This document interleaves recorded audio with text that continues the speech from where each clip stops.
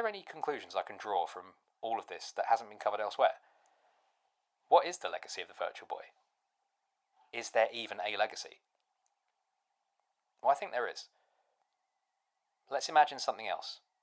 In the interests of positivity, and for the sake of Gunpei, I still hold the promise of the Virtual Boy, preserved in those crumpled print ads and grainy TV promos, to heart.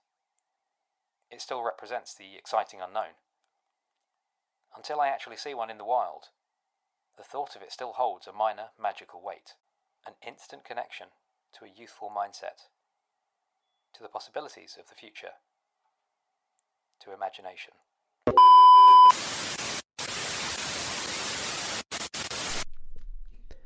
That was episode 14 of Dialogue Tree, in which I, not so secretly fueled by a long-present chip on my shoulder over the common misconception that it was Gunpei Yokoi's final failed act as an employee of the company he loved, eulogised and romanticised a video games console I'd never seen, let alone touched or played, going deep on its traumatic development process, and in that process, sending myself back to the mid-90s to recapture the untainted optimism of both childhood and the relatively early days of gaming hardware experimentalism, to imagine an alternate timeline where this particular swing didn't strike out. Nintendo's Virtual Boy was, in my mind, a beautiful doomed folly, a product of endlessly playful minds, well-intentioned but handicapped by unpredictable circumstance, predictable business logic, and an unappreciative audience who just lacked the imagination to meet Gunpei's next great toy at its level. The latest manifestation of the approach that brought success with the Game & Watch, the Famicom and the Game Boy, that being designing novel experiences with well-established technology, the Virtual Boy was a misunderstood vehicle for fun ideas in both hardware and software design. In the case of the former, it was something unique, something memorable, some thinking laterally. In the case of the latter, pocket universes that you peer into, an immersive experience impossible elsewhere, Gunpei's layered dioramas. And then, this happens.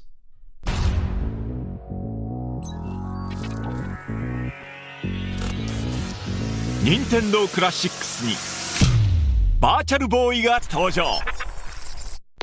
Nintendo call my bluff. Eulogise our doomed failure? Romanticise our greatest folly? Spin a whole podcast from an imagined experience of something you've never even seen? Here you go. Confront your fabricated nostalgia. Reckon with your fictional past. In the Nintendo Direct of September 2025, to a chorus of joyful spit takes from a blessed few, and some nonplussed shrugs from the well-adjusted many, the Virtual Boy returns.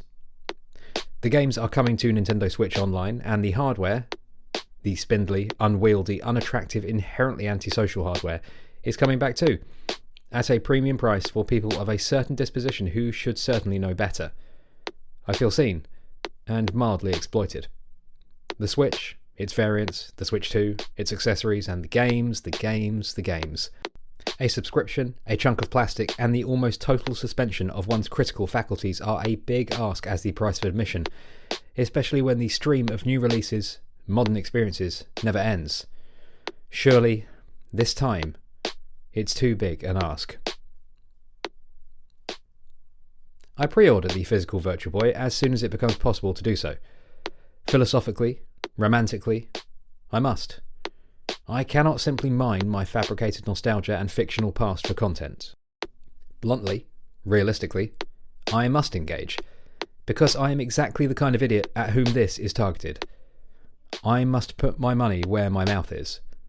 I must dive in, I must engage with this no longer virtual-only platform, and make good on the love letter that I previously wrote, and even though no one, absolutely no one, should be writing 2 installments about the Virtual Boy within the first 40 episodes of their podcast, that is what we are doing today.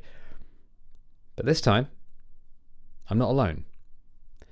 My ability to assess this platform and its games is inherently limited, so I reached out to one of my favourite voices in the world of Nintendo commentary, a Los Angeles-based writer and improv comedian who has been podcasting about this company and its games for 10 years, with good humour, mature critique, and most importantly, absolutely no hot takes.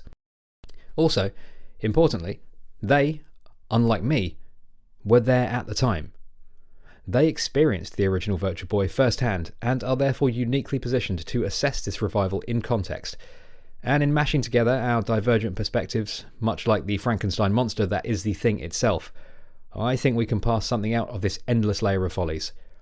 They are someone I've wanted to have on this show for a long time, and they are someone that I've just waited for the right time to ask. My name is Patrick Ehlers. I am the host of the Nintendo Cartridge Society podcast.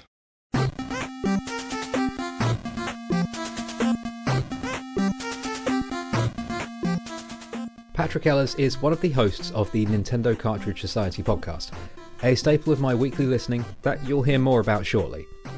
In brief, Patrick is a host with an excellent attitude towards gaming and discussing games, someone who actually talks reasonably and with good humour about the thing, rather than the discourse around it, and probably one of the few people out there who might actually be prepared to care about this pointedly unfashionable piece of Nintendo past and present. I reached out, Patrick said yes, for which I am exceptionally grateful, and you'll hear our conversation next, but afterwards, you and I will meet back here for one last look at the highs, lows, and layered dioramas of Gunpei's not-so-final form. One last time, let's dive into the future that never was. Hi, I'm Andrew. Welcome to Dialogue Tree. This is episode 39, Limitless Space 2. The reality of the Virtual Boy, with Patrick Ehlers of Nintendo Cartridge Society.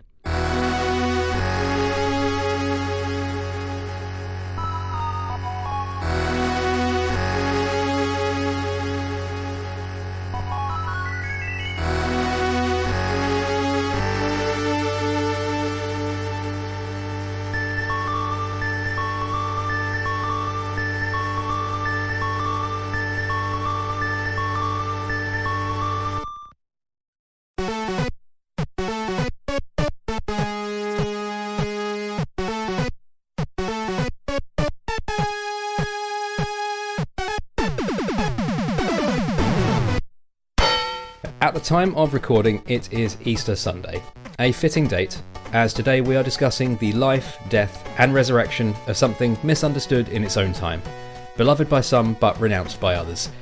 Today we are discussing something that, through the years, has come to be regarded as a figure of great historical and spiritual significance to literally dozens of people.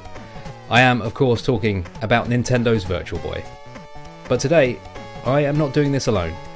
I reached out to the one person I could think of who could find some beauty in this ugly duckling. Patrick Ehlers of Nintendo Cartridge Society, welcome to Dialogue Tree. How are you doing today? Oh, Andrew, thank you so much for having me on this Easter Sunday. I believe the Virtual Boy was also crucified by the Romans. I think that's also its fate. It died for our sins. Oh boy. Patrick, I should ask you first about your podcast, Nintendo Cartridge Society. For any listeners who are not aware of it, could you tell us a little bit more about that show? Yeah, Nintendo Cartridge Society is a podcast that I host with a good friend of mine, Mark Mitchell. We talk about Nintendo stuff. We do 2 episodes a week, the first of which is the news and sort of a meant to be a sort of in-the-moment reaction to what's happening in the world of Nintendo. Usually talking about what we're playing, games that are coming out, updates to the Nintendo Music app, and then, the news. So what is happening in the world of Nintendo. And then the second episode, the Thursday episode, what we call the topic episode, is always something a little bit more out there and a little bit more abstract. Ranking the Koopa Kids or, casting our favorite musicals with Nintendo characters. Sometimes something more straightforward, like let's talk about that Nintendo Direct that just happened. But that's where we like to sort of apply our personalities a little bit more forward than in the news episodes, which are full of our personalities too. But something a little bit more comedy focused or entertainment focused than news focused. I tune in for the Nintendo Music updates. This is where I get my news from. You are my Nintendo Today app. So thank you for that. It's quite a unique show in that it's just like the two of you with occasional guests making 2 shows a week. Now, I know what I like about the show, but I'd like to hear sort of your take on this. Like, what is important to you as a podcaster?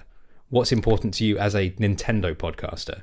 Yeah. Oh boy. I mean, what's important to me as a subject matter podcaster, because I listen to a lot of comedy podcasts in addition to game podcasts and like political podcasts and stuff too. But like when I'm listening to a subject matter podcast, I want the people on the show to be genuinely interested and passionate about what they're talking about.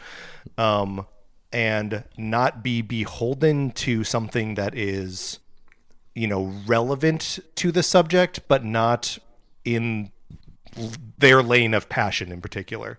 I also kind of value positivity in a lot of discussion, not blindly necessarily, but like, I'm not interested in kicking a dog when it's down.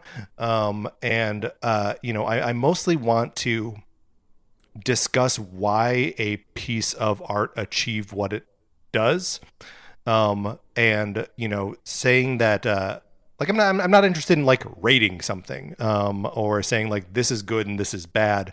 I want to know, and I want to engage art on its terms, and so that's a lot of the sensibility I think that drives our podcast. There's also just sort of like the friendship between Mark and I. One of the things that we always say is that, we don't have early access to games. We don't have any inside track on anything. All we really have is Patrick and Mark. And so let's make sure that Patrick and Mark are at the center of everything that we do.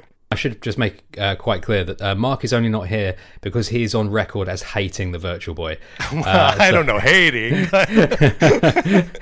Let's just say he has a less positive reaction Yes. to its revival than maybe you and I did. Yeah, your response there and the sensibility you talked about is pretty much the exact reason why I reached out to you about talking about this today. You do have like a more a reasonable attitude towards critiquing games and Nintendo that is quite refreshing in this space, which can often be quite rage baity, but I won't go off on that particular deep end. I mean, I think we can touch on that for a second, or at least I would like Go to. for it. That I do think that there is games is such a like the secondary media market for games, YouTube and podcasts and any websites about games are so steeped in, there's a reason why like Gamergate was targeted by Steve Bannon as like an avenue through which to like radicalize young men,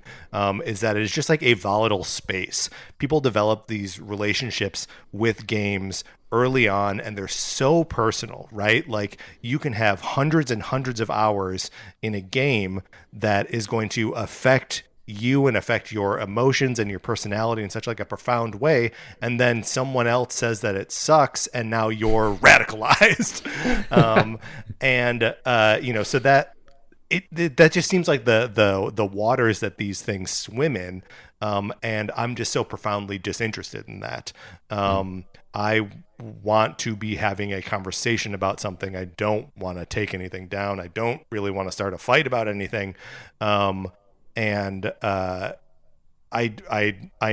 sure we would be a more popular podcast if we were more inflammatory, but we're just not. We have positive opinions about things, or we kind of don't talk about them, or we talk about what's interesting about why they're bad. So yeah, but that's sort of my thesis on why the games media in general it can be so like dark and fighty. Yeah. I think that's a great way to be. And I think that's a real credit to your show. It's why I listen anyway. You mentioned some of the shows that you listen to there. Do you have any particular inspirations as a broadcaster personally? I mean, I would say that there are two podcasters that I think about when the two podcasters that I think about a lot when like thinking about how I want to be on mic. One of which is Kind of Funny's Greg Miller, who I've been following since he was at IGN, and currently with The Ringer, Joanna Robinson. And from Greg Miller, it's the sort of commitment to having a personal taste that is butts up against the limits of what you're going to talk about. So you're not trying to venture outside of the things you're excited about. Talk about the things you're excited about. That's what's interesting. And then Joanna Robinson is such an incredible close reader of media and articulates intelligent points about media very, very well. So those are the two people that I think about basically all the time. We will get to talking about Nintendo, but I thought it might be nice to talk a little bit about you, let the listener know more about you and your other creative outlets. You were previously the editor at Retcon Punch, which is a comics discussion website, and you are one of the members of the Same Day Shipping podcast, but you have recently branched out into writing with the Teenage Mutant Ninja Turtles sourcebook. Could you tell the listener a little about what that involves, and how did that opportunity come about, and what do you take away from the experience? Well, so the turtle stuff is interesting because you mentioned that I was I was one of the two editors in chief of editors in chief. Who knows? Of Retcon Punch, which was a comic discussion website, a sort of blog that I had started with a friend of mine, Drew Baumgartner, who is currently an editor at Marvel. And we had just recruited at first our friends to write about comics with us in sort of a discussion-based format. Then as that sort of picked up steam, we were recruiting writers and other editors just from people who were reading what we were writing and people that we met through like the Twitter account and all that stuff. And when we shut that down, because Drew had gotten professional work in comics, and we're like, we shouldn't be writing reviews of comics while he's also working on them. You know what I mean? That I had reached out to the Ninja Turtles people to be like, hey, what are you guys planning on doing for the 100th issue? I'd love to help out. And, because they had been reading our discussions and all that for years, they were like, well, we want to do this oral history. Would you be interested in helping us with this oral history to go like in the back of issues 93 through 100? And they had this plan of like sending out a like 3-question questionnaire to everyone who worked on it, and just like compiling those answers in the back of, like they didn't really have a plan. And so because my mind works in a way of like, how do we take this system and blow it out? I went through and like wrote custom questions for every single creator. It was over 60 artists, writers, editors, colorists, what have you. Very specific questions about individual issues and like character arcs and all this stuff. And so, it turned into this massive piece of like in the end, and it was collected for the special edition of the 100th issue of Ninja Turtles. That's like a 60-page oral history of those first 100 issues. And so that from there, like turned into also getting the opportunity to write the source book, which is sort of an encyclopedia of all of the stuff in the Ninja Turtles comics over the last like 15 years or whatever. So that came out in individual issues over the course of 2024. And then the collected version of it came out last year. Which is like almost a 400-page just tome of all of this turtle stuff. And then I spent a lot of last year writing the Anatomy of a Mutant, TMNT Anatomy of a Mutant book, which is coming out in April, which is yet another Turtles reference book, but this one is from the point of view of like a mutant biologist who is writing about each of the, evolutionary advantages that each of these characters has. So, truly it is the journey of like, write about comics for free for years, and then eventually someone will offer to pay you for it. And I've landed in a nice, fun little niche there. And if I had talked to 8-year-old me at any point and be like, hey, you're gonna professionally write about the Ninja Turtle someday, my brain would have exploded in my skull. So yeah, it's that's how that all happened. That's very cool. It must be great to work on something that you've been a fan of for years. That's been a very rewarding experience. Well, cool. And that's, I mean, honestly, that's a little bit of why I started a Nintendo podcast in the first place, right? Yeah, we should pivot towards Nintendo now. You have covered sort of early experiences with Nintendo on your show, but for the benefit of the listeners here, what was your first experience with Nintendo? Was there a moment in a particular game that captured your imagination and sent you on this path? Yeah. Was there what was the original sin? No longer Easter. Now we go to Genesis. You know, I had a babysitter when I was young who had an NES before we had an NES, and I don't even know how I knew what it was, but I did, and I had asked her if I could play it, and she had it hooked up to an old TV. And she told me that the TV needed to warm up before it could play it, but I'm sure that was just a lie to tell a child. But that was the first place that I played Super Mario Brothers, and was just wholly transfixed by it. And, you know, basically, I don't know, all of my early friendships, if not revolved around playing Nintendo games together, like heavily featured it. You know, I remember playing Battletoads on the NES with my friend Reed Nolan.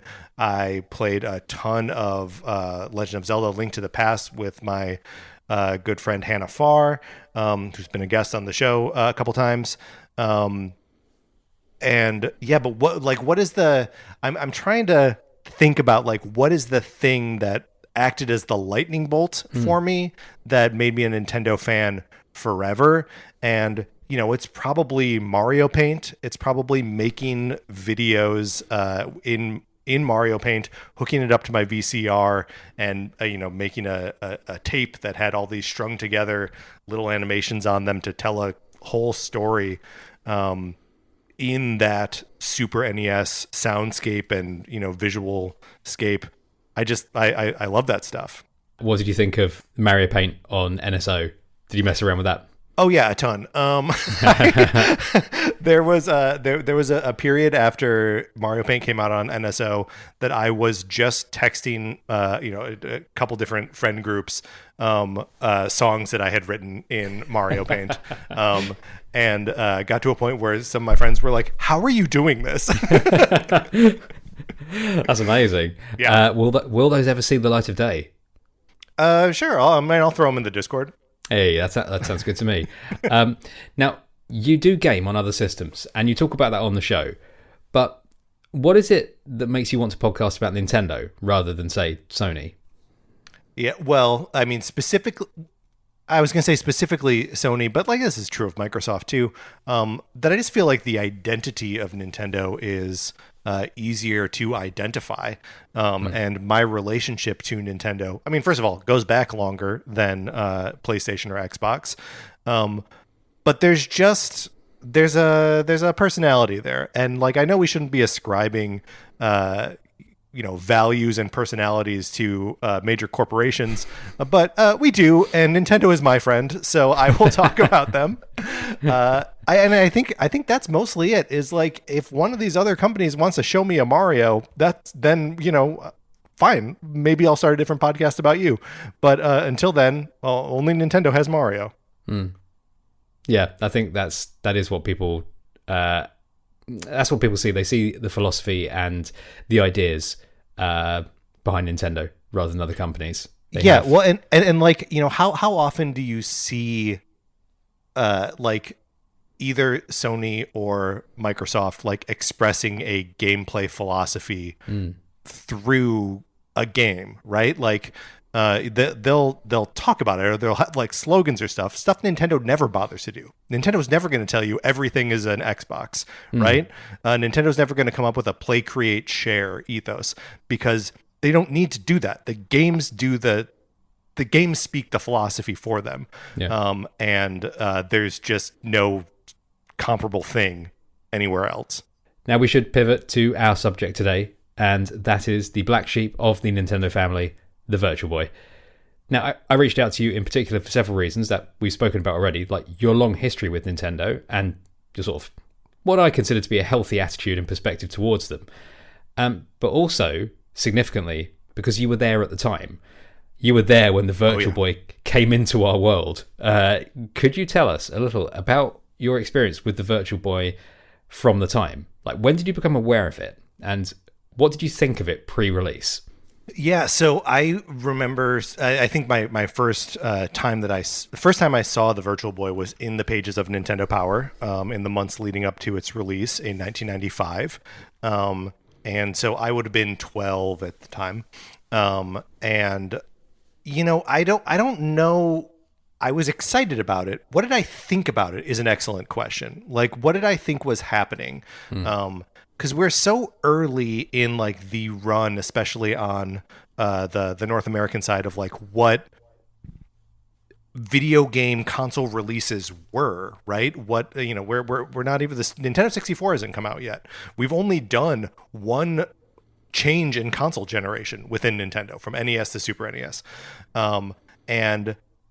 so like I think I just saw like Nintendo's doing a new thing, and it seems like it is, I'd had other experiences in like virtual reality stuff. There was a virtual reality BattleTech game at Navy Pier in Chicago that my friend's dad, Reed Nolan again, Reed's coming up twice on this podcast, that we would drive down there and play these like 8 versus 8 BattleTech virtual reality games. And so I think that's what I thought this was going to be, or something more in line with that, something more genuinely virtual reality. So yeah, I mean, I was just excited. I was saving up my allowance and, mowing lawns and stuff. My parents were recently visiting, and I had them try the new Virtual Boy. And I was asking them like, what are your memories of me buying this thing or playing this thing, and they didn't remember it existed at all. So oh no, they were no help to me whatsoever. But yeah, I'm fairly certain this is the first console I bought with my own money, and so like I was all in. Did you buy the line that it was the future at the time? Do you have any recollection of that? Did it seem like what sense of the future does a 12-year-old have? Yeah, fair point. Yeah, no, but but I understand like the spirit of the question is like, did I think I was buying the next thing that I would be playing for years and years and years? And I don't know. I don't think it mattered really to me. I was excited about the new thing, and whether the new thing would be the new thing I'd be playing forever or not. I think I thought it would last longer. Yeah, sure. But yeah, I don't know. I don't think I bought. If they were really selling the line that like this is the future, this is the direction going forward, I don't think I bought that. What did you think of it when you got it home? Yeah, and you stuck your face in that thing. Yeah. What did you think of it? I loved it. It's so, I know that people will talk about the Virtual Boy as a generator of headaches, and all of the like physical discomfort that comes from playing it, but as a 12-year-old, I was made out of rubber, like all 12-year-olds are. So I could play it, without a break, and had a blast doing so.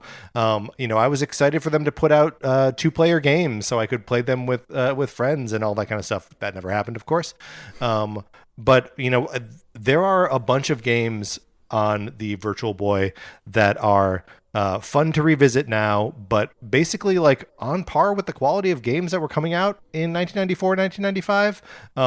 It never had a Chrono Trigger or whatever, but still games that are fun and functional to play that look and sound great. I thought the red on black display was incredibly novel, and like, I don't know, anything that I now can see as like the technical limitations of the thing, I just thought was part of the fun way it was expressing itself. How long did it last for you as an active part of your gaming life? Yeah, probably a year. Probably about a year. Yeah. Wow, you truly are a rare bird. I wonder how many other people there are out there that could say that. Yeah, well, I mean, it was just, it was the kind of thing where, because I had it set up for the most part in my room. So like I had a desk in my room, and my parents never allowed me to have a TV in my bedroom. So when I was playing video games, it was either like the Game Boy, which I loved, but by 1995 is like getting a little old, and it's before they really have like a resurgence with like Pokemon and like start to change the form factor of the thing. So like the Game Boy's feeling creaky at that point, and like if I wanted to play my Super NES, I had to do so like in the basement or the living room, which means there were like other people around, and it was a inherently like, oh, what's happening in this one kind of situation. I've got a sister 5 years older than me and a brother 5 years younger than me, so like we're always competing for those collective resources of TV time, but no one's fighting me for Virtual Boy time. No. I'm really interested. Like, were you taking this thing out and about in the world? Were you taking this thing to see friends? What did they think? Yeah, I'm sure I took it to see friends. I don't know. It's when you're a kid, there are so few things that you show your friends that they also get excited about. It sort of has to be like a thing that you, in my experience, that you like discover together, that then you can really like have that sort of communal experience with. I remember taking this thing to my grandmother's house when I was 12, and just like hiding in my grandmother's basement and playing that instead of engaging in the family activity, whatever it was, probably an Easter or something. This is what we do. Yeah, this is what we do. We stick our head in this box and we just see black and red. Yeah. But yeah, no, it's I was not an effective evangelist for it, if that's like kind of the heart of the question. Okay. I would introduce people to it. They would have the sort of standard reaction to it. This is weird. This is hard. This is moving fast enough for me. None of these games are that great. And also, it's such a tough thing to do with people, because you can't see what they're doing in the game. And so if they have a question, they're like, wait, how do I how do I select the next table on Galactic Pinball? You have to be like, well, hold on, let me put my head in there and see. So it is such a non-social thing, which is atypical of Nintendo at the time. Even the Game Boy with its tiny screen, the link cable launched with it, and most of the launch lineup is co-op or competitive games. They're competitive, I guess, but it's a uniquely solitary experience in Nintendo. The reasons why it failed have been sort of like raked over a lot, and that is the antisocial nature of it is like a key part of like that's like an arrow in the heart of it, really. It totally is, and you feel psychotic with your face in the thing. It's something you don't want people to see you doing that. You don't. It's embarrassing. You don't want people walking in on you playing a Virtual Boy. To close this bit out, what was it that made you put it away? Was there anything? Was it something new coming along, or did you just grow tired of it? I mean, 1 year later, the Nintendo 64 comes out, and you realize, oh, this is what 3D gaming is. Mario can run around a field and jump and climb a tree. Forget it. My world has changed kind of forever. So, yeah, I think it was the Nintendo 64 coming out, which is why I said I played it for a year. Yeah. Oh, that totally makes sense. Cool. Well, that's the history of the Virtual Boy. So I think we'll take a short break now, and when we come back, we will talk about the return of the Virtual Boy.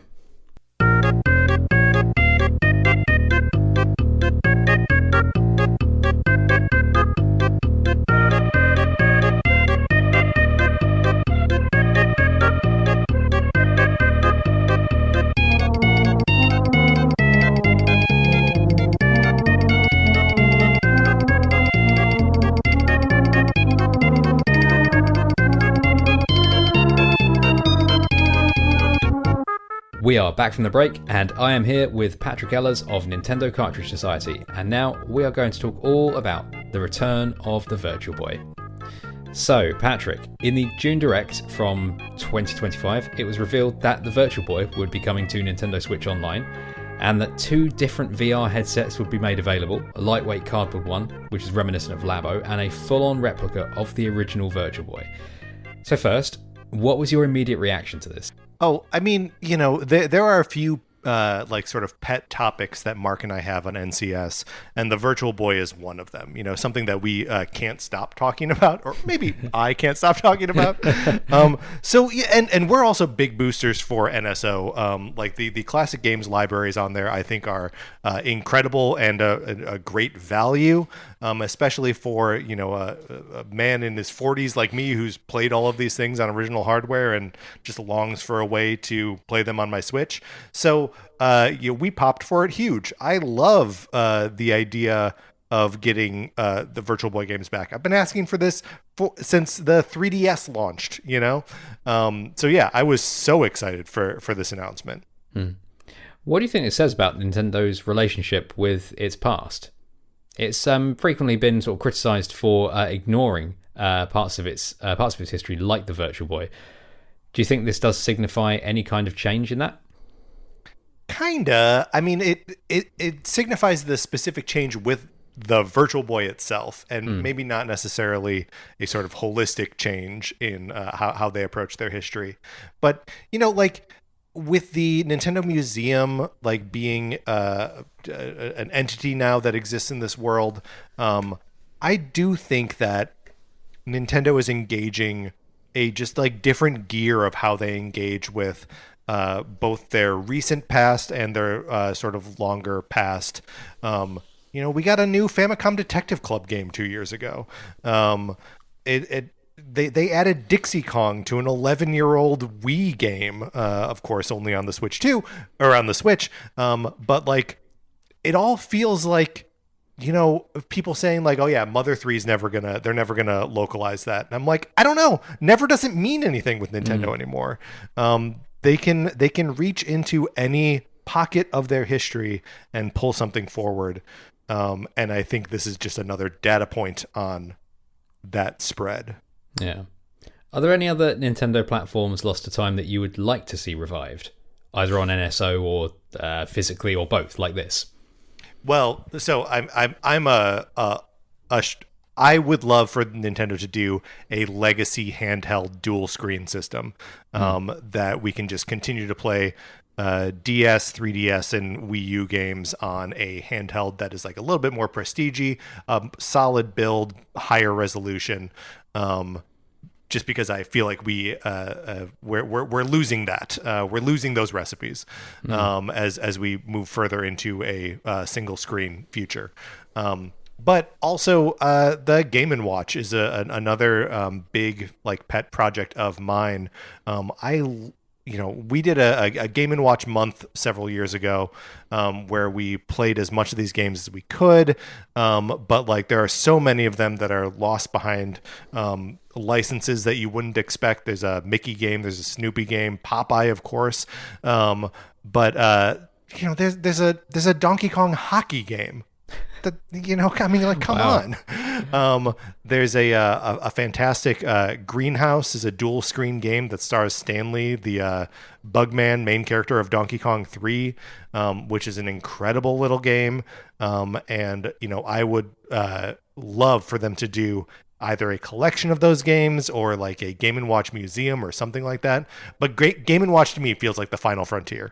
That would be great. I'd love to see. I'd love to see a revival of that. There are so many as well. There's a ton, yes. I remember having one as a child, and I can't even remember which one it was. And I thought that this is all they were. This is just this one. This was the Game & Watch, and then finding out that there was like however many there are. There's like 80 games, I think, something like that. And then they're also like released on these like different form factors, and like they get, there's like a gold series and a silver series, and they get bigger, they get smaller. Some of them have 2 screens, some of them have 2 controllers. It's just like it's such a wild, inventive time in Nintendo's history that is sort of running, a little bit before and then concurrent, and then a little bit after the launch of the NES or the Famicom in Japan. And like it's still so toyetic, and that's something I love about Nintendo's history, is that they're a toy maker before they're a video game maker.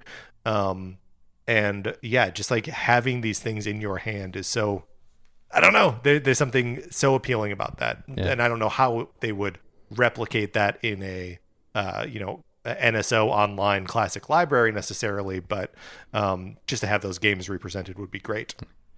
It's like they don't know there's people out there like us who would fall over themselves to spend money on a revival of these things. Well, it is like that, but also like they did 4 different Game & Watch Gallery games, one on Game Boy, 2 on Game Boy Color, and 1 on GBA. So, that does mean that we're still reaching back 27 years or whatever to the last time they did one of these. But yeah, they must know. They must know some of us freaks are out here. Speaking of spending money on stupid physical things, let's just make sure we've covered all the bases. What do you think of the actual product that they've released, the actual physical thing? Like, is it an accurate replica? Does it feel any better or worse in any appreciable way than the original hardware? No, I mean, it is very accurate. And also for the record, of course, just want to put it out there, I bought both. I have the cardboard version and the plastic version. I do kind of wish that they had released the controller as well. They will.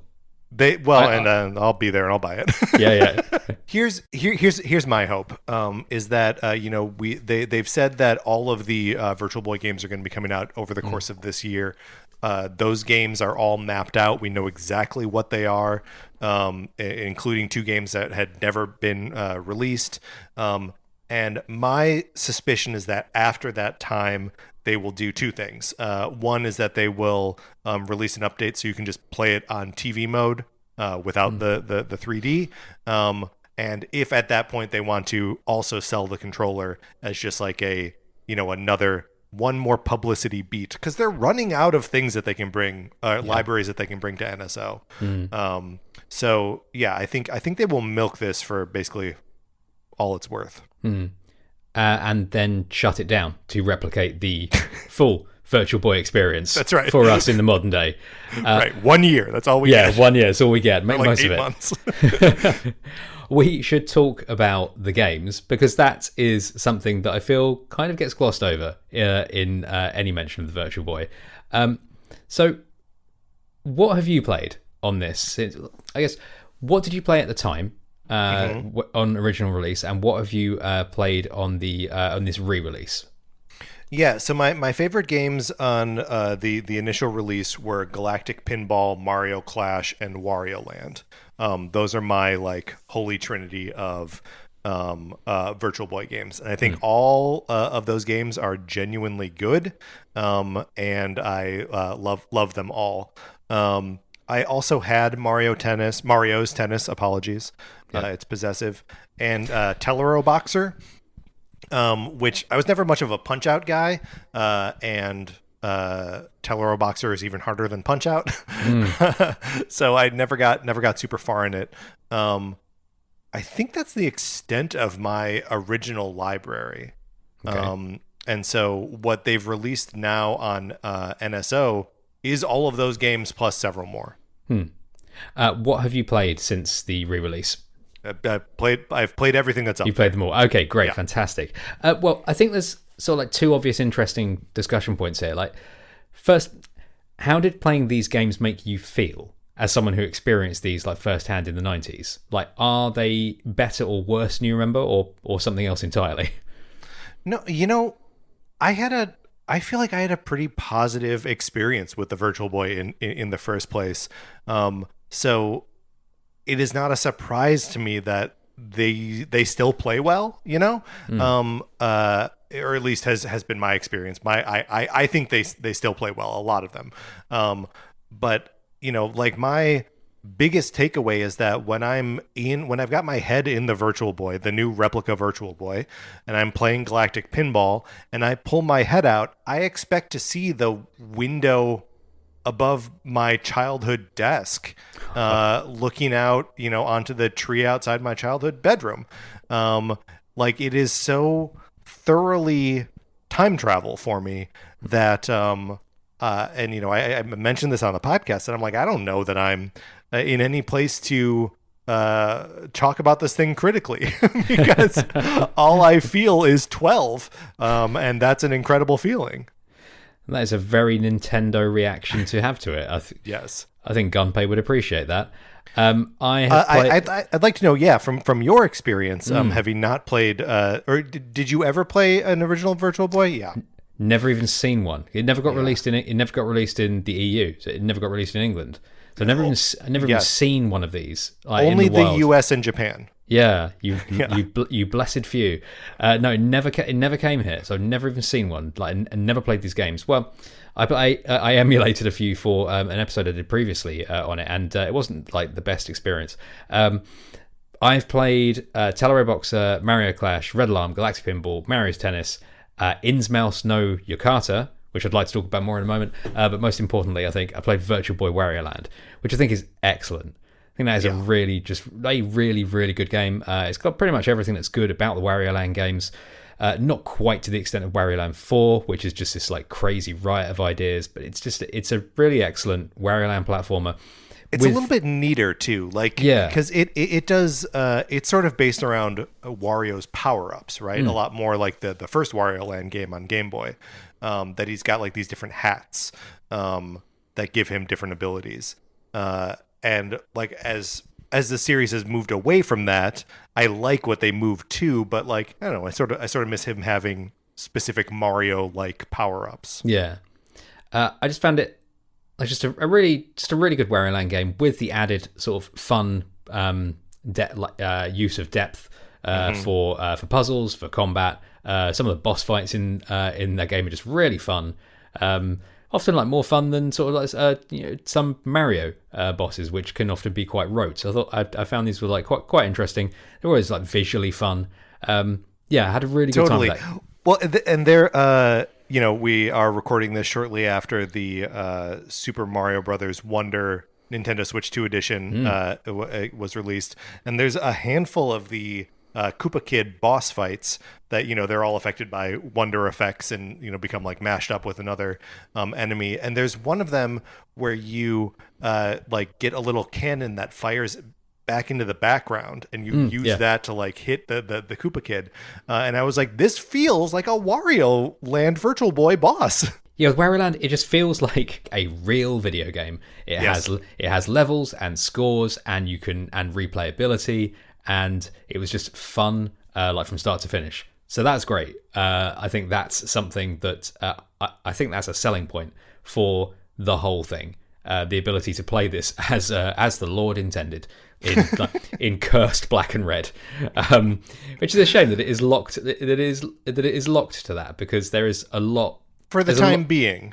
For the time being, yes. They've said that they're going to release additional colors, and you'll have to pop that little red filter out of your replica. I look forward to that. And yeah, Mario Clash and Teleray Boxer, like sort of these fun arcadey experiences, like good for like short bursts. But again, they're sort of like they're just more accomplished than I was expecting. I think just from the way that people talk about Virtual Boy, which is mostly dismissive, and when they're mostly just dismissing the failure of it rather than any of the actual like substance of it. So you don't really get to hear about like, the merits of the games, and they are just Game Boy games, like some kind of high spec Game Boy games. Which it's not bad. No, right. Exactly. They are Game Boy games, but very effective ones, and just hampered by the expectations of having to have this particular piece of hardware to play them on. If these had just been released on the Game Boy, I think they would probably get the credit that they are due. I found Red Alarm. Red Alarm's tough.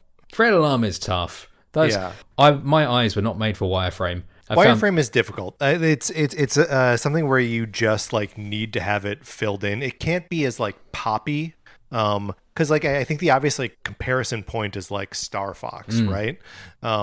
But Star Fox is such a perfect piece of low poly pop art that trying to translate that into black and red wireframe just like loses all of what's fun about it. Yeah. Galactic Pinball, again, just like a simple experience, but just with some neat 3D effects. It's just fun. That's a game that I love. I actually think that there are a lot of really smart ideas in Galactic Pinball, including the ball being like an air hockey puck, so it like moves a little bit differently than you would expect a ball to move.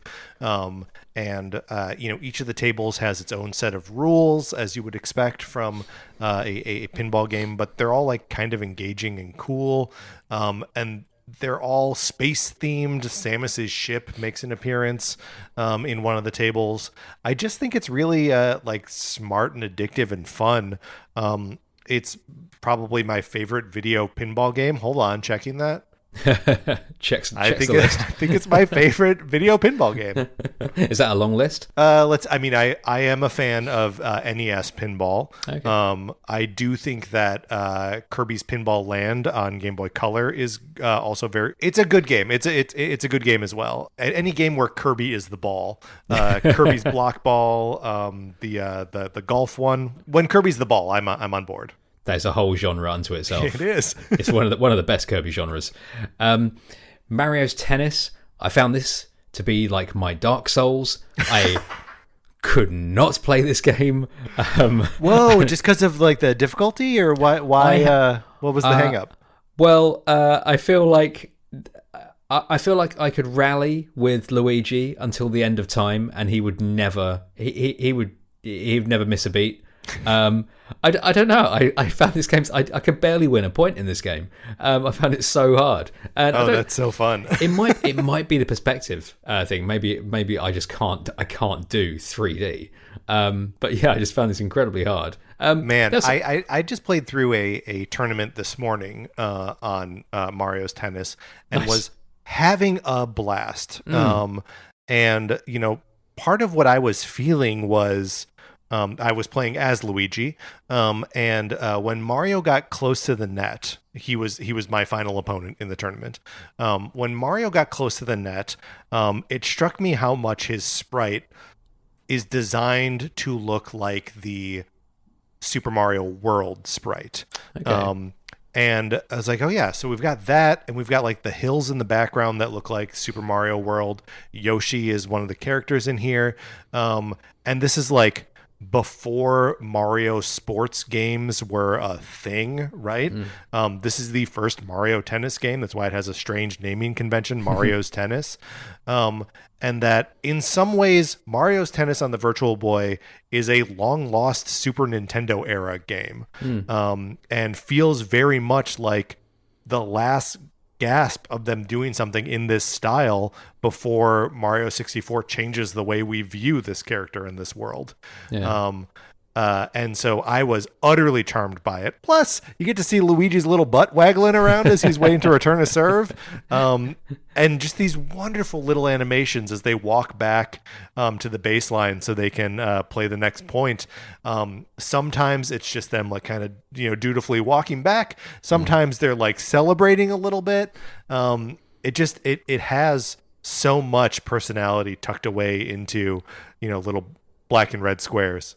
Yeah. Luigi wiggling his butt around, truly something for everyone. Yes. I'm glad you brought up the sort of little visual touches, because that's something that I noticed.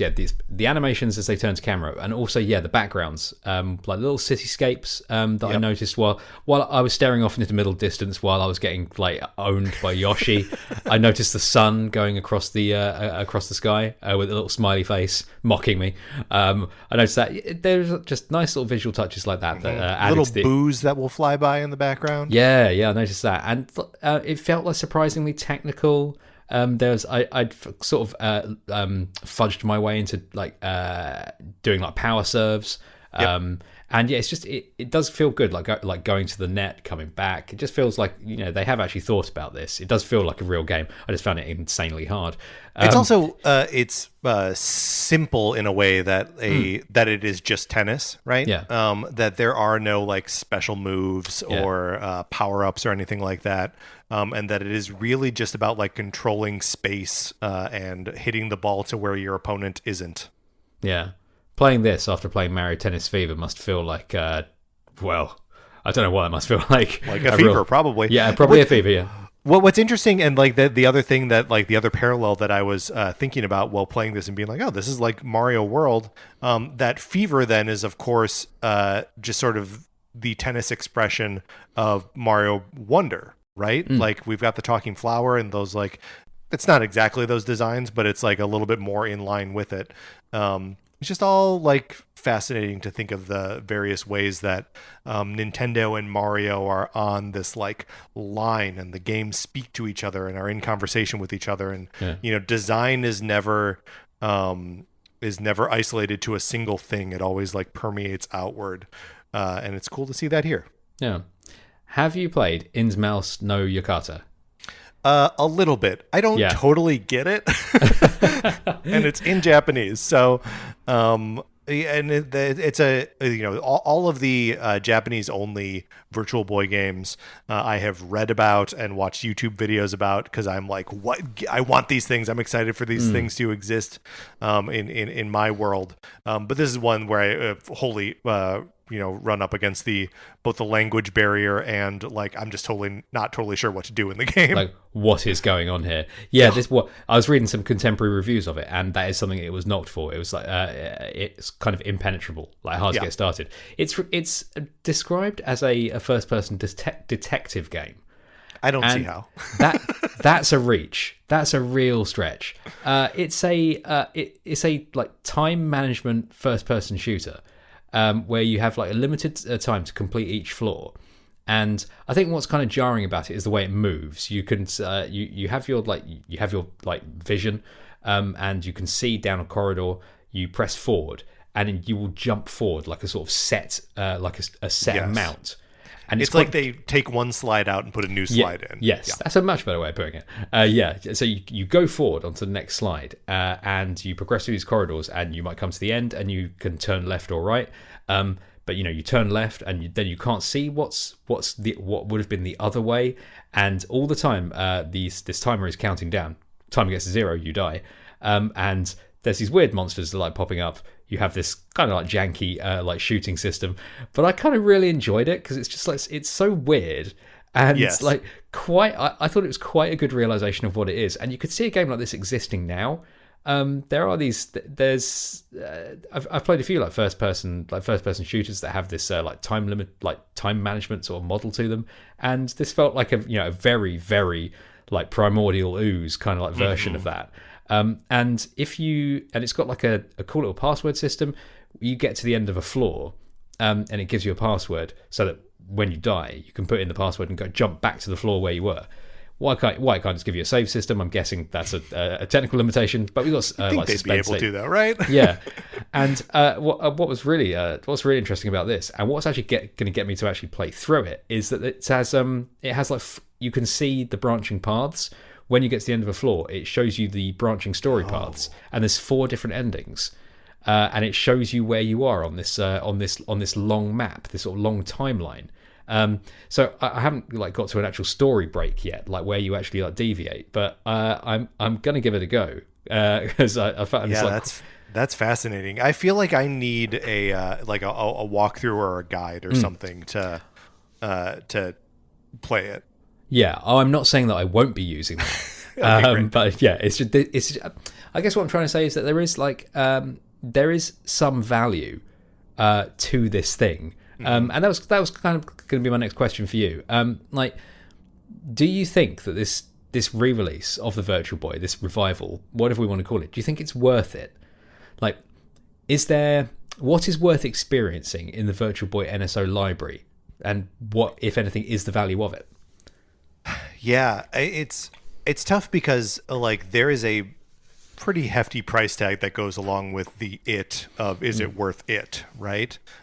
Because the in the US the Virtual Boy replica is $100, and you have to be paying for Nintendo Switch Online plus expansion pack. You don't need the Switch 2 for it, so I guess that's one thing in its favor. You can play it on Switch 1, but even still, that's $50 for a year of NSO plus expansion pack plus $100 for the thing itself that you're sticking the Switch inside and then putting your face against.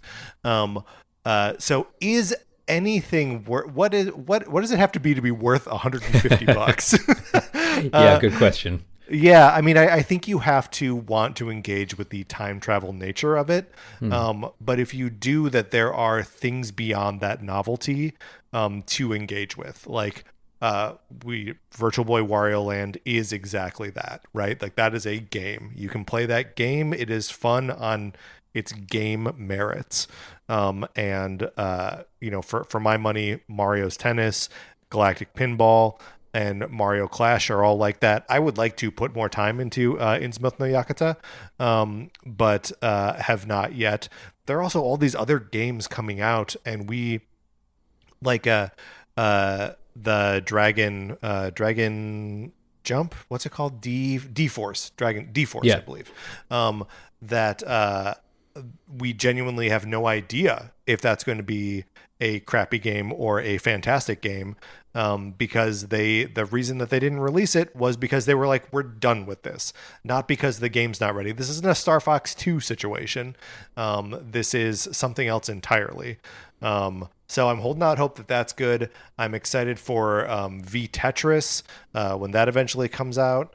Yeah, I think there are absolutely real games to play here.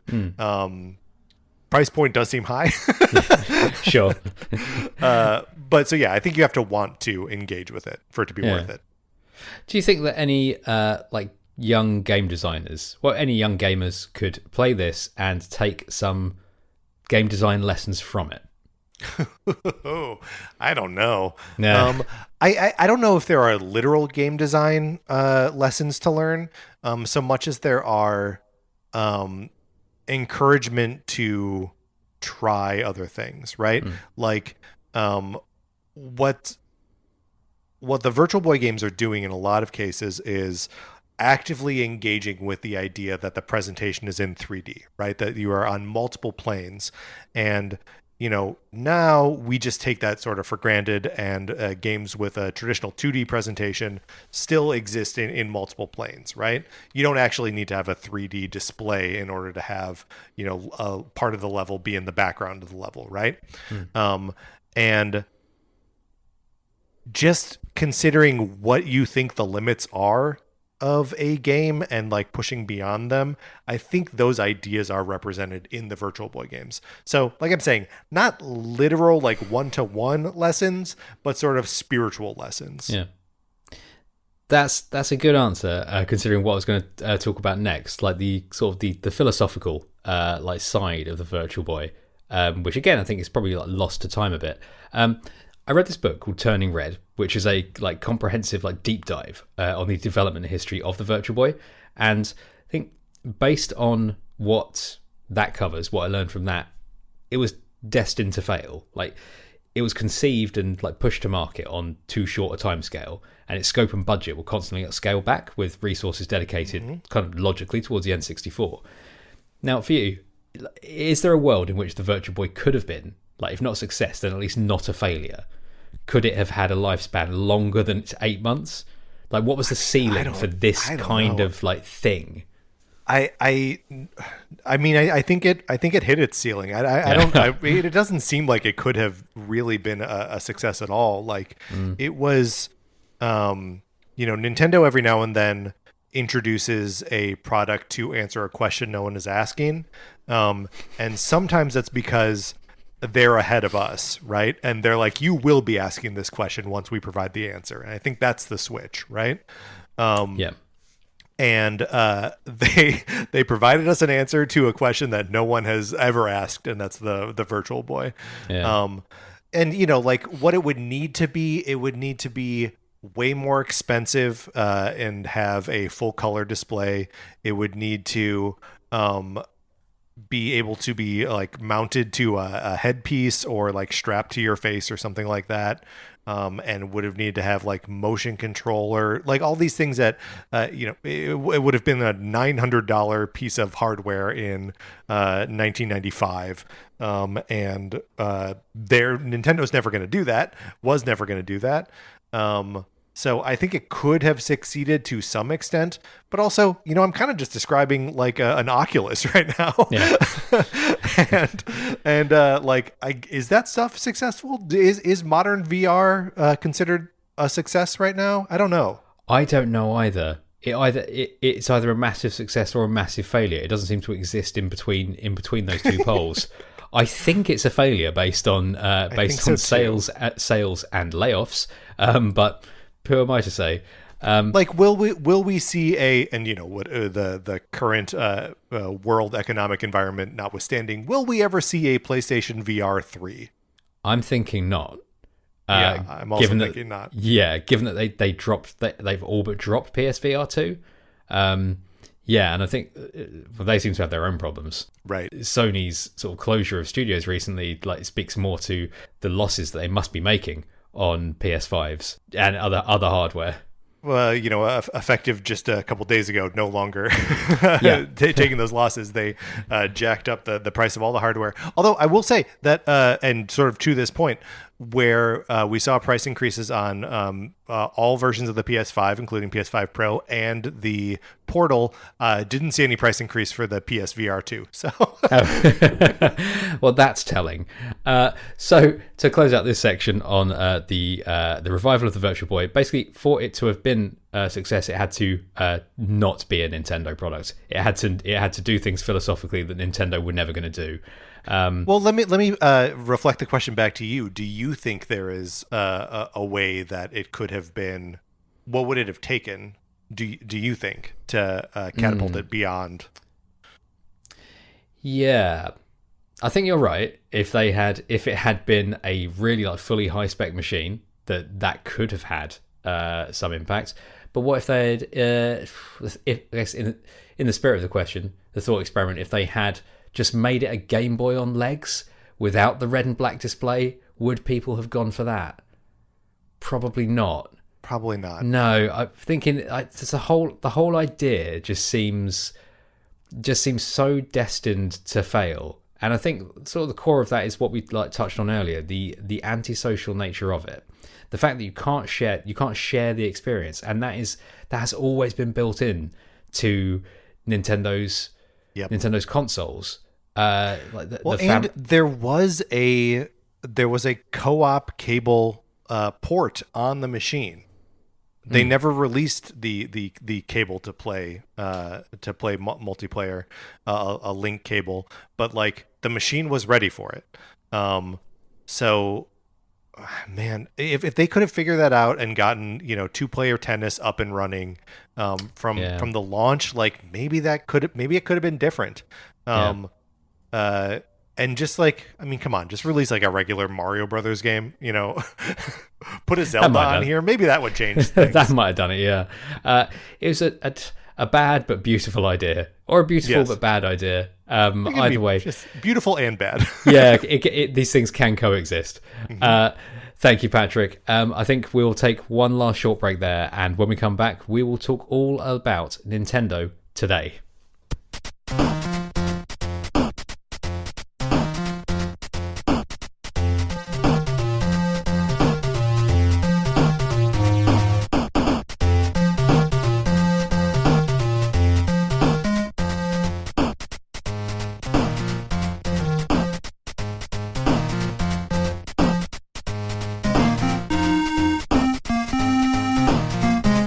We are back from the break, and one last time, I am here with Patrick Ehlers of Nintendo Cartridge Society, and now we are going to talk all about where Nintendo are today. So Patrick, as I've got you here, and as you are the host of a Nintendo podcast, I feel like it'd be remiss of me to not talk to you about a little about where Nintendo are today. You have podcasted from the end of the Wii U years to the real dog days of Nintendo. To the beginnings and the boom years of the Switch. Now, do you remember what the media landscape was like regarding Nintendo in 2016? And have you perceived any particular changes between then and now? Yeah, I mean, the changes are enormous, obviously, right? The Switch did open the door to so many new game players, right? people that were playing games in other places, in other ways, on other platforms, and like had successfully, taken in a lot of the people that came on board with the Wii, not like the grandfather class necessarily, but like everyone else, and brought them into the future. But revisiting 2026 is something we're going to do as part of our 10-year anniversary of the podcast later this year, and like. It was the dog days of the Wii U, but the 3DS was kind of kicking at that time. They were in serious, we put out Fire Emblem games all the time mode. And like they're just like cool, inventive, fun, crazy games on the 3DS that are so in the spirit of Nintendo, and so in that perceived personality. So yeah, I like the and just kind of like the way that things have changed since then has also so much to do with like, we've been through a global pandemic since then. I think so much of like the media landscape around Nintendo is based on like their E3 presentation. And like, they were basically just doing video Nintendo Directs at that point, but still had this enormous physical presence at E3, even as PlayStation was pulling out, right? Because Nintendo is like, no, we're a tangible thing. You need to like see us and walk through a replica of Luigi's Mansion, or it's not as magical. And I did that, and it's tons of fun. Very cool. Yeah, I mean, it's the difference between then and now feels like the difference in the world between then and now. That it just it felt a little bit more like friendly and fun, albeit a little desperate on Nintendo's side. Yeah, does that answer the question? I don't know. That's a tough question. Oh yeah. No, that was good. I think what I took from that is 10 years of podcasting. Like what is that like? How do you feel about that? How do you feel about that approaching 10 years of like of doing the show? Yeah, for 2 episodes a week for that we basically do 100 episodes a year, and now we've started doing Patreon episodes, so there's even more. No, I mean it feels great. It means almost more to me that Mark and I have been able to remain friends over all this time. He and I met in an improv class shortly after both of us moved to Los Angeles. And we were fast friends right away, but then like kind of drifted apart a little bit just over the regular course of, life. And it was really anytime Nintendo would do something that we would text each other and be like, what do you think about this? And so it's just like, I don't know, talking about Nintendo is the bedrock of my relationship with one of my closest friends. I mean,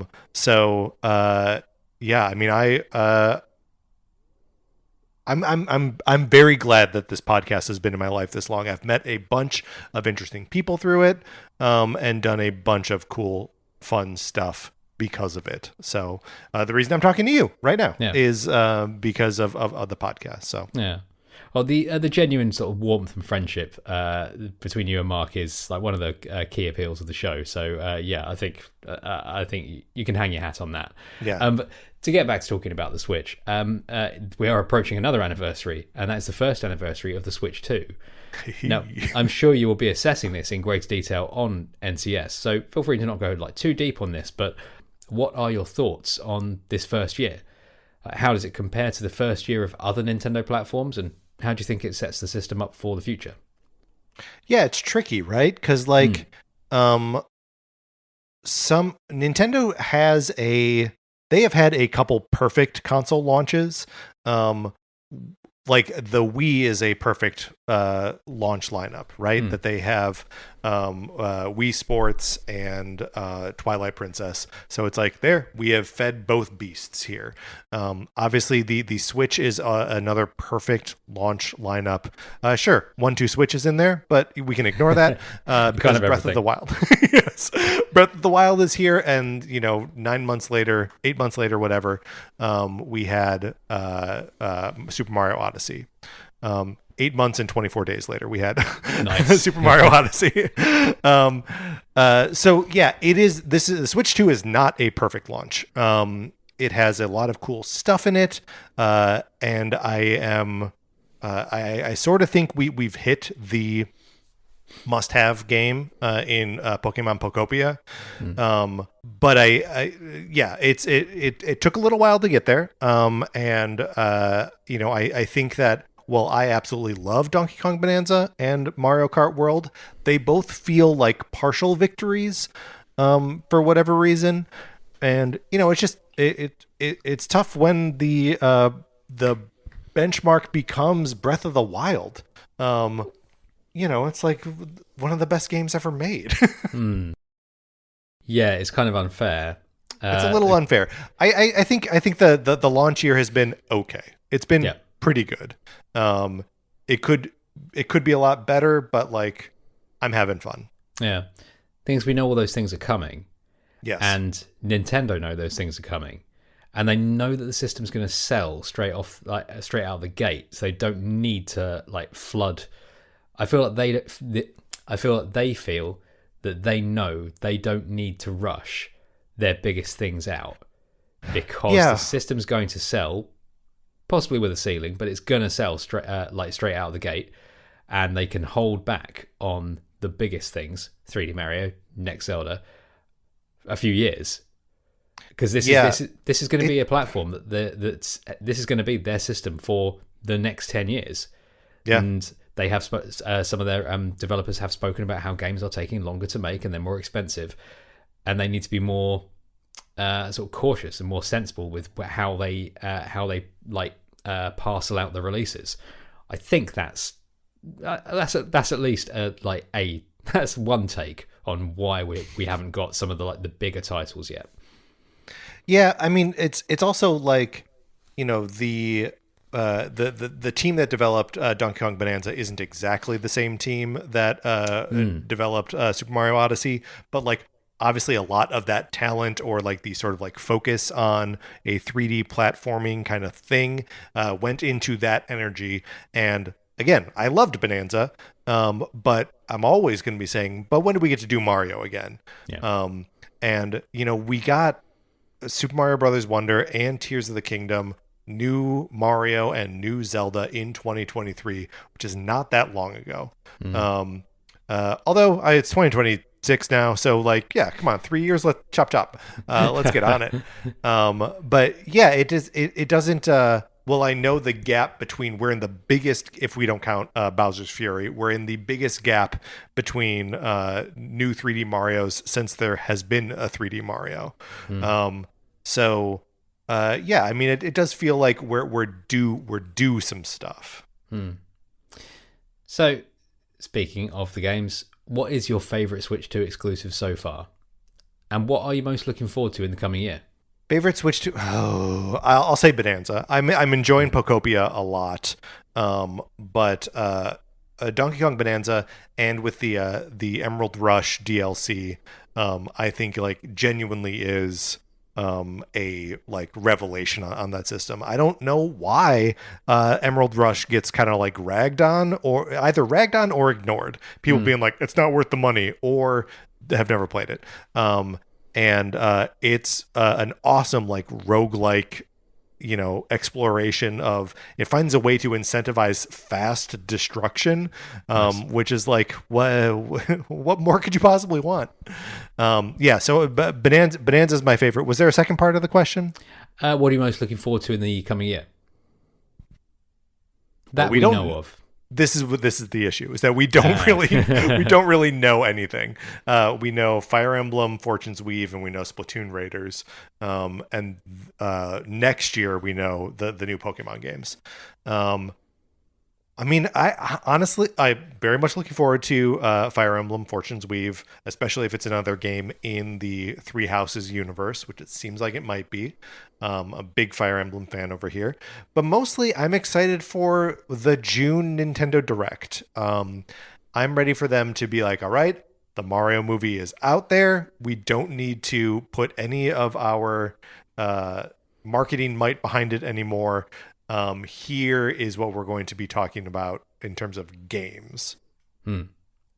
Yeah, I think Splatoon Raiders is something that I'm kind of most excited for. And you mentioning the Emerald Rush DLC reminded me of Side Order and how Nintendo have. I don't know if 2 times makes a trend. I'm not sure I can't remember exactly what the saying is. We need there, the third one. We need the third one. Then it's a pattern. Taking games and adding roguelike modes, taking games with really fun core mechanics and recontextualizing them as roguelikes. I am all for that. I thought Side Order was amazing, and I have played Emerald Rush, and I liked it. It's really fun. I didn't put enough time into it, but it is very cool, and I think that is something that giving games a second life is something that has characterized sort of the last couple of years of Nintendo, and in particular with the Switch 2 editions. And I think that's a good thing. I think that as a culture, we move on too fast from things. We game comes out, it's in the conversation for 2 weeks, and then we're past it. I don't see any problem with a company taking a game that's a year, 2, 3 longer old and giving it more time, freshening it up, letting their younger developers perhaps exercise some of their creative talents and bringing new life to an older game.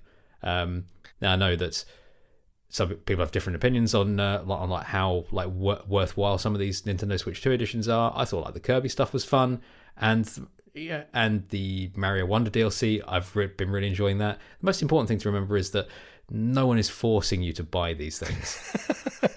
As much as it feels like some critics, I think, feel like they are. And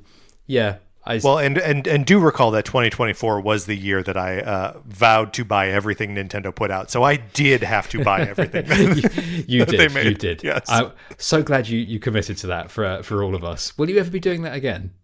Oh God. Yeah, probably. I just need another thing that sends me, because what inspired it last time was I played Pikmin 4.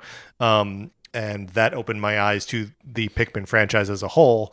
And after playing Pikmin 1 and most of Pikmin 2, I was like, oh, I'm never letting this happen again. I'm never letting another potential Nintendo masterpiece slip by me. I want to be on the ground floor always.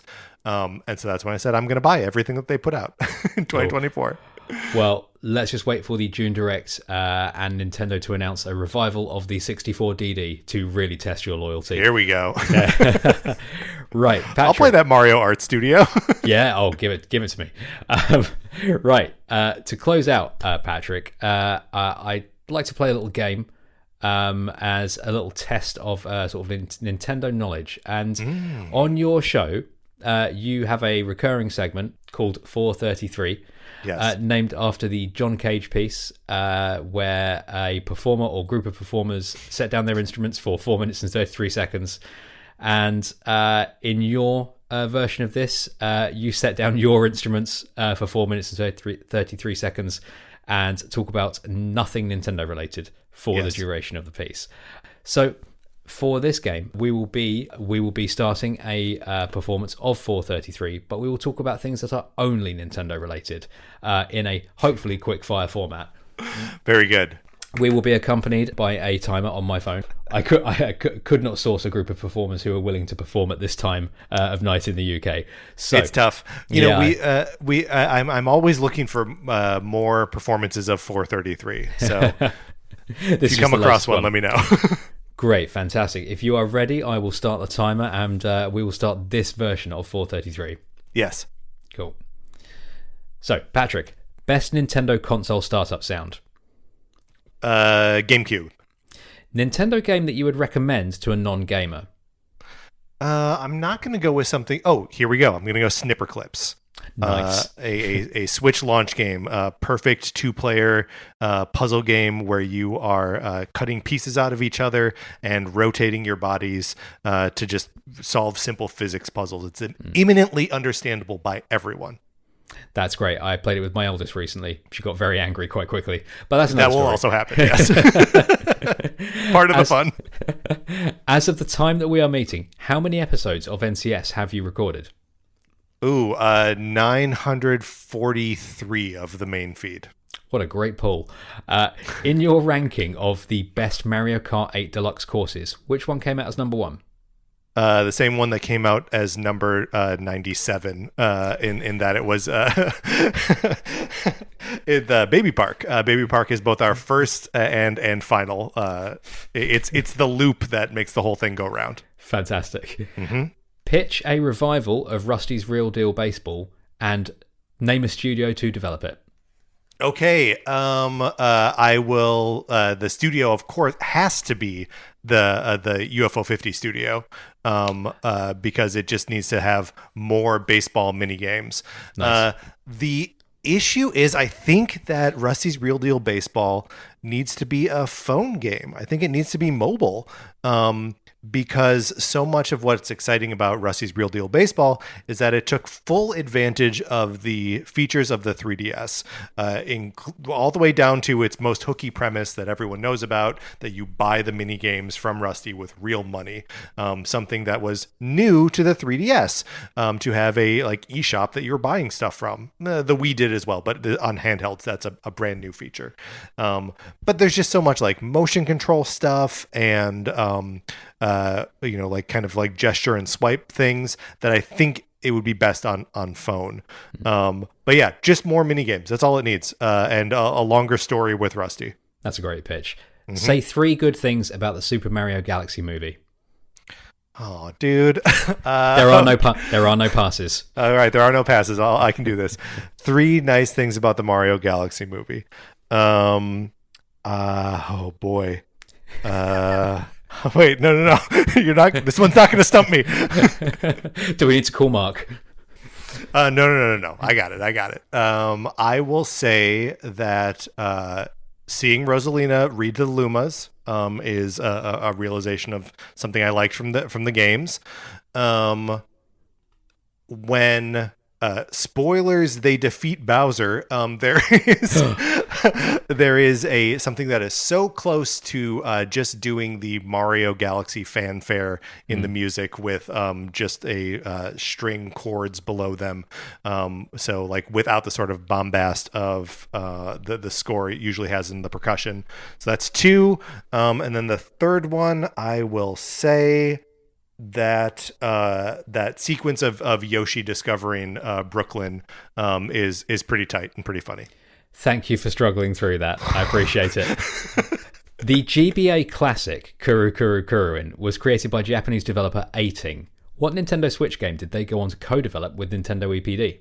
Ooh, I don't know. It was Pikmin 4. Perfect Yeah. game. Pikmin 4. Bonus question. Eighting's name comes from a Japanese proverb meaning what?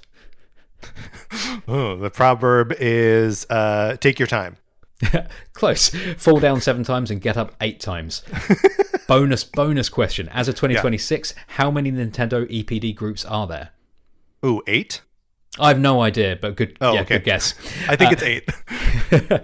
You can Thanos snap one piece of Nintendo discourse out of existence. What is it? Any discussion of the movies. I'll take it. Who is the greatest villain in the Mario universe? Oh, Ganondorf, hands down, right? That's not correct, I'm afraid, Patrick. The answer is actually Chris Meledandri. No, I don't consider him part of the Nintendo universe. Which of these was an alternative working title for Emio the Smiling Man, Famicom Detective Club? Ooh, yeah. Paper Bag Writer, The Girl, the Cake, and the Cyclical Nature of Human Trauma, Smile First, Kill Later, or Blood and Aubergines? Ooh, Blood and Aubergines is such a good alt title, but I'm going to go with the what was it, Smile First, Kill Later? Yeah. I'm going to go with that. I'm afraid it's none of them. I made them all up. Sorry. Oh! My timer has actually gone off, so we'll skip ahead to the last question, which is your spiciest Nintendo take. What game secretly sucks? What is overrated? Anything you like. What game secret? Okay, so I would say my spiciest Nintendo take is that there as much as I love Nintendo's idiosyncrasies and their the insistence on marching by the beat of their own drum, that they have to just cut down on some of the extraneous writing in these games, that there are the too many little dialogue boxes that pop up. I wish there was a mode where you could engage where you're just like, I'm an adult and I know what a video game is. And that it would just stop chatting with me. Again, it's fresh in my mind, but like the number of dialogue boxes I had to skip through to play the new Super Mario Brothers Wonder content was insane. Like 30 or 40, 50 dialogue boxes that are saying nothing. We need to cut these things. Less writing. Nintendo, you are the king of communicating outside of language. Stop presenting me with language. Yeah, I was having flashbacks to Animal Crossing. With that, it's not a good time, and that's funny. I had a question about Nintendo game design crimes in that list that where I expected the answer to be too much writing. So yeah, good. I mean, I would say Nintendo game design crime is that I feel like they've lost a little bit of difficulty curve control. That again, I'm just going to stay on Wonder because I'm thinking about it. But like, Super Mario Bros. Wonder has some wonderfully difficult stages in it, but they appear sort of on their own in isolation, and are not part of like a greater, like pushing you towards getting better. It's like you can kind of skate through all of it, and then every now and then there's like, you got to really nail it down. And I just think they've lost a little bit of that difficulty curve control. Yeah. Bring back some of the bring back some Kaizo platforming. Just a little. Hey, maybe that's the next Mario game. There we go. We'll find out in June. Patrick, thank you so much for joining me today. Thank you for helping me exercise these Virtual Boy shaped demons. It's been a real joy. Thank you so much. I guess the last thing I need to do is to throw to you to tell listeners where you can be found online, where they can find you, the show, how they can engage with you.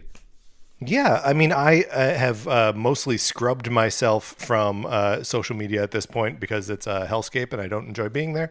But the podcast can be found wherever you find podcasts. We are the Nintendo Cartridge Society. If you're interested in the Teenage Mutant Ninja Turtles, the source book is out there anywhere you buy books. And then coming out in August, the TMNT Mutant Anatomy book is going to be out there. It's got all original art by Matteo Santoloco, who is a like all-time legendary Ninja Turtles artist. It is really beautiful and I think smart and funny. I'm really proud of this book. So that's August, but keep an eye out for that. Patrick Ehlers of Nintendo Cartridge Society, thanks again for joining me today. I really appreciate it. Thank you, Andrew.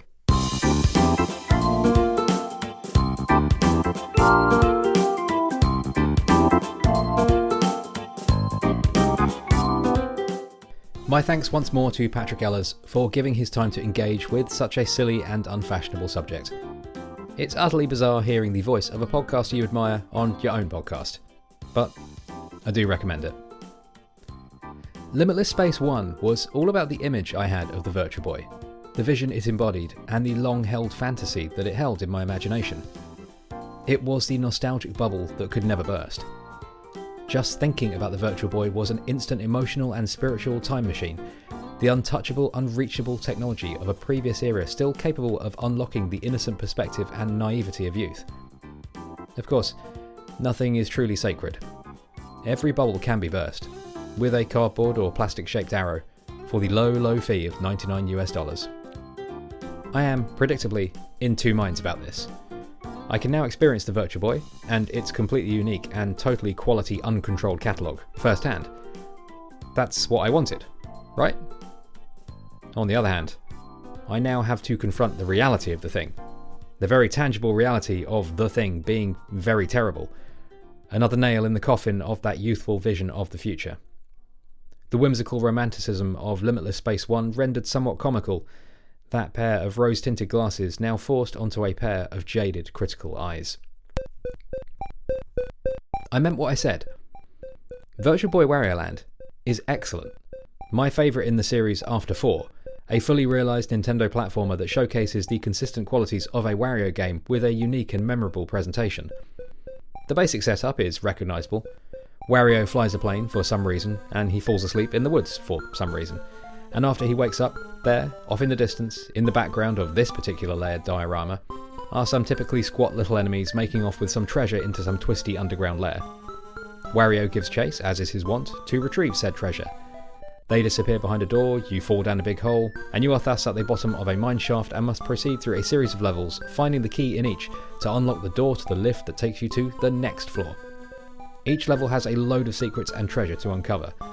The hefty, weighty movement is distinct from that of the plumber whose series this came from, and the transformations are substantial gameplay hooks, a personal favourite being the dragon hat that lets you fly through the air like an arrow for a set time. On top of this, the level design is quite unbelievably dense. I have no idea how the people behind this game made finite, room-based platform levels feel quite so maze-like, but they do. Doors in the foreground go somewhere entirely else in the background. Sometimes essential, sometimes not. Virtual Boy Wario Land has all the hidden spaces and diamond-shaped collectibles and incentives to replay of the other entries in the series, but with a plane-shifting gimmick that is implemented as effectively as any of the many other Nintendo games that feature something similar. The best implementation of this is in the various boss fights that punctuate your journey back to the surface, all of which I look forward to, and some of which are even a little tricky. All are variations on a theme. The boss is in the background and you are in the foreground. You, and they, try to get each other by chucking things between these two planes. You pick up what to do quickly, but it's no less fun for it. Similarly, I get lost easily in this game, but never frustrated, because there's always something gratifying going on.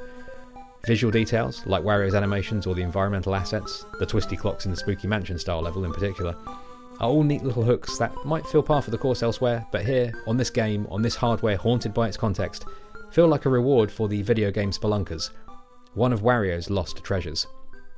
Does the game justify the price of admission? Well, we'll come to that. The other games we touched on, that represent the limits of the Virtual Boy experience at present, are all well-rounded, small-scoped experiences. If you can evaluate them as they are, remove them from the wreckage of the platform on which they are marooned, they are, like Patrick and I touched on, scaled-up Game Boy games, which there is very little wrong with. Tellero Boxer is a wonderfully animated, brutally hard punch-out for psychos game. Mario's Tennis, despite my struggles, is good. It's a Mario sports game with all the set dressing stripped away, no mega abilities, fever rackets or other visual noise. It is a tennis video game, with a well-realised Mario skin, and a good arcadey experience for it. Red Alarm is pretty, well, alarming, in that it is easily the best representation of the sins of the Virtual Boy. It's visual styling for visual styling's sake, raking your eyeballs over the red and black coals and obfuscating what is probably a perfectly fine rail shooter. In the fact that you can slow to a dead stop and have a pretty wide moveset, it feels like a technical accomplishment, a game with a high skill ceiling, just not one you may actually want to play, and one that could have been so much more if it just looked normal. At the other end of the spectrum is Galactic Pinball, which I enjoyed in Limitless Space 1, and I still enjoyed here. The static nature of it is probably its greatest asset. Your eyes aren't being assaulted by shifting, high-contrast planes, but are able to take in the detail of the tables, the subtle 3D a pleasant and undistracting gimmick. And I meant what I said. Best of all is Innsmouth no Yakata. It's not the first survival horror game, but it is a survival horror game on this ridiculous platform, and that alone warrants some attention. It feels a little weird, it looks a little weird, but the premise is interesting, and as I have now blasted through a bit more of the game, I can say that I think there is something to be had from the experience. Peering into this gothic mansion and imagining what it would be like to do the same as a kid, with none of the baggage of subsequent developments in 3D gaming, is fun. Peering into this gothic mansion and racing against a clock to find a key and escape a maze, and if you die, starting over again, feels surprisingly modern. I'm happy to say that, for now, this is the present of the Virtual Boy for me. I will be getting at least one of those 4 endings, a gaming achievement literally no one will respect, but still a small way of paying respect to the time and effort that went into this mildly innovative game for this wildly unwieldy platform. In the closing paragraphs of Seeing Red, authors Benj Edwards and Jose Zagal cover Nintendo's changing relationship with their past, specifically in how references to the Virtual Boy have crept into various games over the years. Super Smash Bros. For Wii U, Animal Crossing New Leaf, WarioWare Gold, and the original Tomodachi Life all include the Virtual Boy in some capacity. The authors correctly surmise that, quote, "This greater openness also coincides with the resurgent interest in VR," end quote. Now, I like this bit that follows that. Quote, "It is somewhat ironic that the Virtual Boy is sort of cool again, because it is misperceived as an early home VR device. One of the reasons for its demise is now the source of its credibility. Of all the historical pre-Oculus VR systems and devices available for use in the home or arcade, none is more present in the public's imagination and knowledge than the Virtual Boy. The virtual part, baked into its name, will likely always keep it at the forefront of this historical misperception," end quote.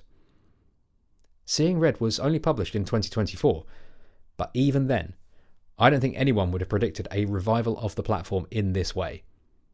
Edwards and Segal draw out one point that is a pet interest for me, that being, quote, "As we have shown, the perception of a platform can sometimes matter more than what it actually does, how it works, and what games were released for it," end quote. The perception of the Virtual Boy hangs over it like a rain cloud, and somewhat, I feel, undeservingly. They go on to say, quote, "We do not know how people will perceive the Virtual Boy in the future, but we do know that it will change.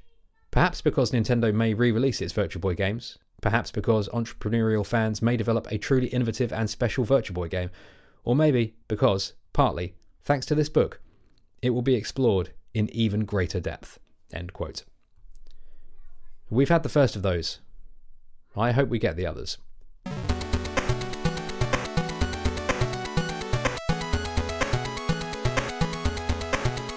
Finally, I meant what I said. You probably shouldn't invest in this. You need a subscription and at the very least an overpriced piece of cardboard and time and space and patience that the platform doesn't always justify. But I also don't really like to equivocate or sit on the fence. And we've come this far now. This podcast is not even 50 episodes old, but this is already the second episode on the goddamn Virtual Boy. So at this point, I may as well commit to the bit. As grand a folly as this project is, and as high as the price of entry is, if you are even partially interested in this pointedly silly piece of gaming history, I think engaging with the re-released Virtual Boy does have some value, even in a year where we are in the wake of one big, shiny, high-spec experience from Capcom and are staring down the barrel of the biggest, shiniest, highest-spec experience from Rockstar. It is uncomfortable, uncompromising, and probably not as beneficial as an experience to you as you would like, but like Patrick said, it is a time machine. For me, it's a time machine to a world I didn't experience, and also to a mindset I'm happy that I still can. The playful ambition of the Virtual Boy is still something to admire, and as I watch one of my daughters peer into the limitless space of Gunpei's vision, intrigued, bemused, entertained, I feel that deep within those layered dioramas, there is something still there.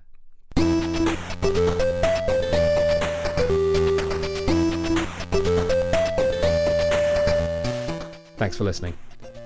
In the episode description, you can find a link to the show notes, which includes information on everything discussed on the show today, as well as links to where you can find Patrick and Nintendo Cartridge Society online.